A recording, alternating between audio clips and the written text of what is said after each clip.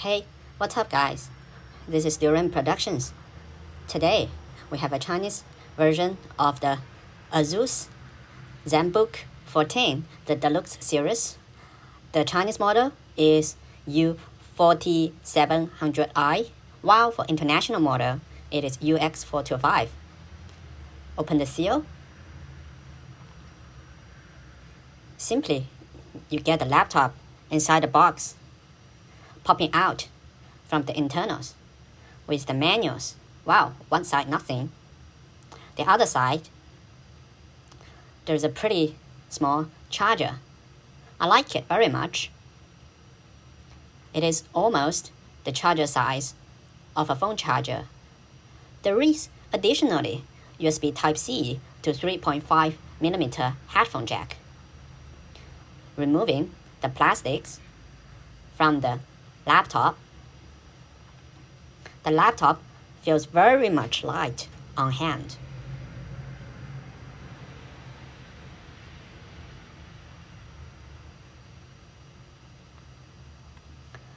The laptop itself feels pretty premium.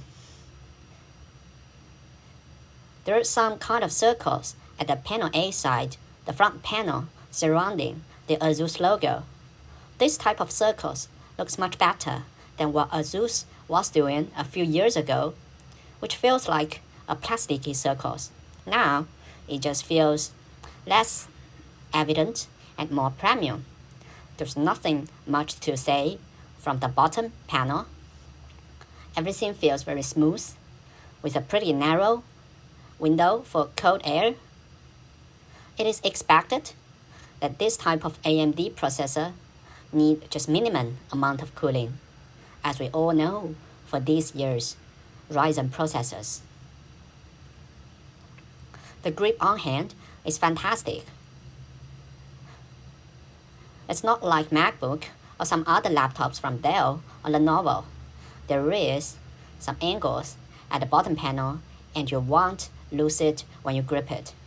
There is one HDMI port, two Type-C port, and a power indicator. On the other side, there is an SD card reader, micro SD, and a USB port. If you try to open the laptop with single hand, you'll find it very stable and easy to do so. After opening the laptop, the first thing you notice is that there is a plastic sticker telling you that the trackpad can be used as a numeric keyboard, which is fantastic in such a small chassis. For the screen, it is micro bezel screen, 14-inch, while ASUS still managed to put a webcam at the top. The keyboard feels fantastic. It feels very clicky, responsive, and easy to type with. The size of the key is pretty large, and the total area of the keyboard stretches almost to the edge of the chassis. Still, you cannot expect too high for the keyboard. It's anyway a super lightweight laptop keyboard. There are some stickers on the front panel. This is the downside if you are buying a Chinese version. But if you are buying from your own region, probably you'll be getting different types of stickers on the laptop. The sound is tuned by Harman Kardon. Definitely, we are expecting better than average sound quality at this size of laptops. We have already initially set up the OS. Let us open the laptop, power on. The power button is inside the keyboard. One of the good things of the power button is that the power button is pretty sturdy, hard to press, so that you won't accidentally press it. On the video, you're seeing that the keyboard lighting is flickering, but it's not actually the case in the reality. It's just probably the incompatibility of my camera and the frequency of light in the keyboard. You won't feel this flickering when you are using the laptop, only when filming. This laptop, the response rate is simply fantastic. Not like some laptops which has very gorgeous specs. This laptop, the spec is top-notch, yes, and the response rate is also top-notch. Let us open a YouTube video to check out.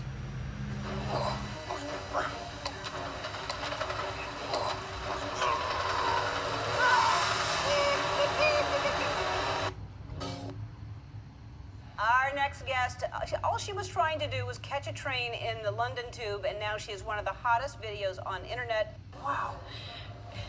Keep going. So hard. Wow, you're really good. Keep going. I'm off the deep end, watch as I dive in. I'll never meet the ground. Tell me something, boy.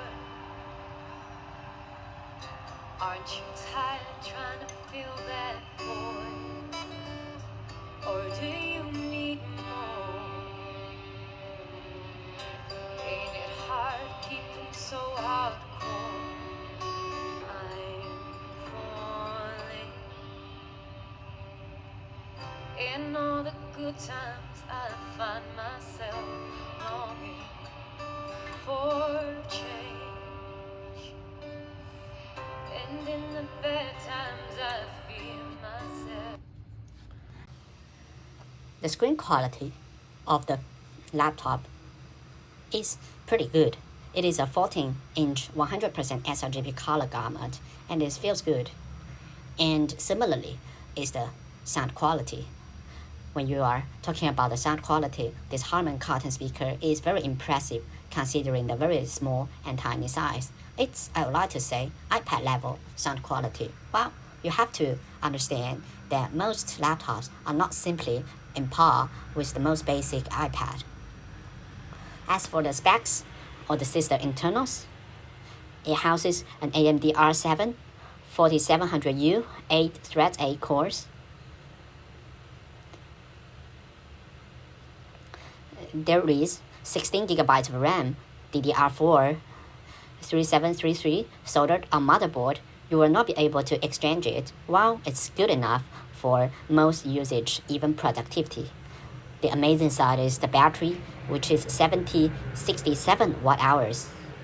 And if you lower the brightness to general acceptable level, the discharge rate is only approximately 4 to 5 watts, and you can expect a 10 plus 13-14 hours of idle lifetime and 8 to 9 work hours if you just use it for light work. This is astonishing, approaching Mac OS.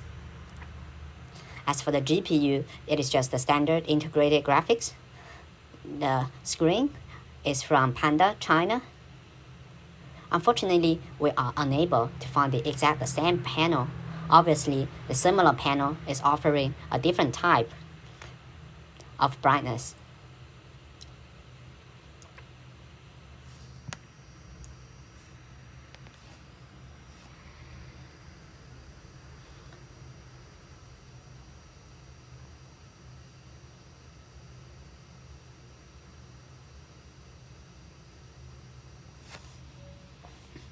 The solid-state drive is from Kingston, kind of tradition from ASUS. ASUS will not use West Digital, Samsung, SanDisk, Toshiba, or those major manufacturers, but is still using good quality solid-state drives in the market.